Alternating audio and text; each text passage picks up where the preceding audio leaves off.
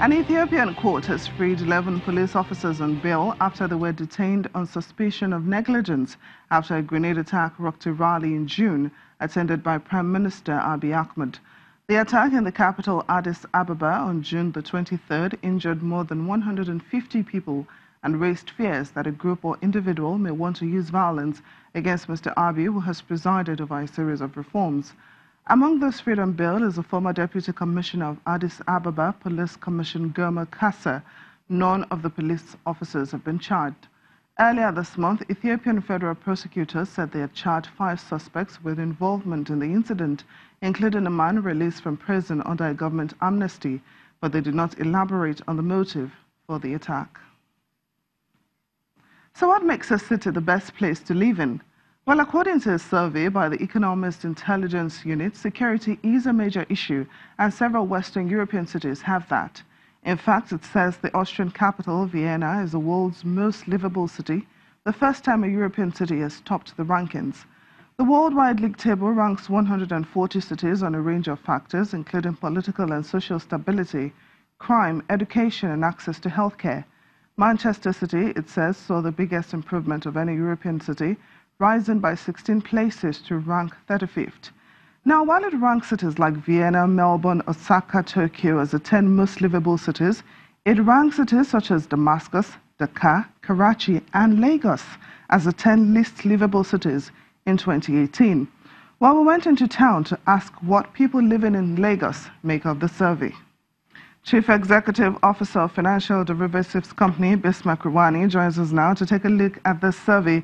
Thanks for joining us on the program, Mr. Rwani. Yeah, thank you for having me.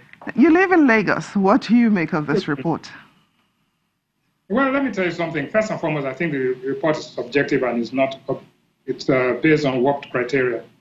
Certainly, in a survey that says that number 86 is Johannesburg, when you talk about crime, terrorism, insurgency, and Lagos is number 138 out of 140.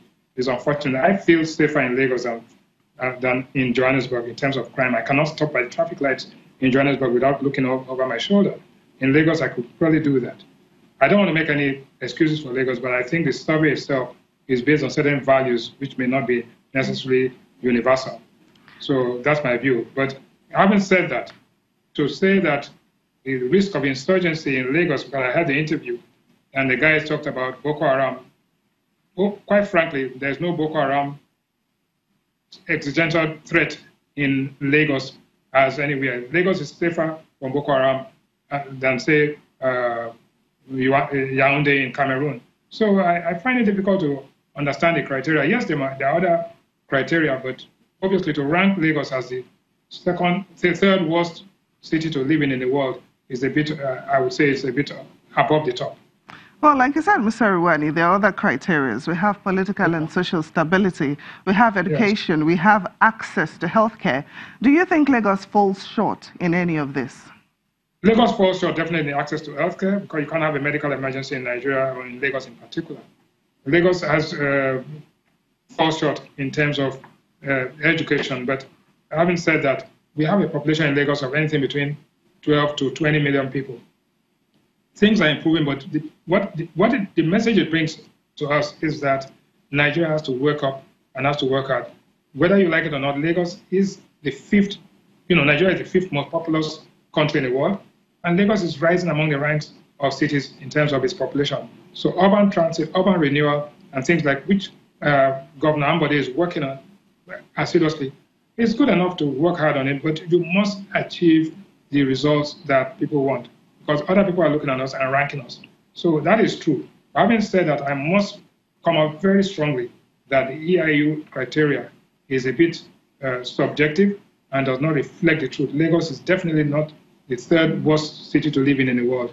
I stand by that, and I'm ready to join issues with the Economic Intelligence Unit, whom I respect anyway for the economic analysis. But in this particular case, I join issues with them. Now, everyone who lives in Lagos has their own unique experience about the city. Would you agree that there needs to be some changes made to improve standard of living for the people in Lagos State? Definitely, definitely. Lagos is not exactly the most luxurious or affluent city to live in. And there are many Lagos. There are people who are living in the Ikoyi and Victoria, and people who are living in Lekki, people who are living in, and there are people who are living in the slums of Makokoa. But this is what, look, if I go to Rio de Janeiro, if I go to Sao Paulo, even in London, there are slums. So the truth is that slum of Lagos is not as bad as it used to be. But when you compare it to other cities in the world, I will not say that Lagos is worse than Jakarta when you talk about the slums in Indonesia. I cannot say that Lagos slums are worse than those of Sao Paulo and Rio de Janeiro.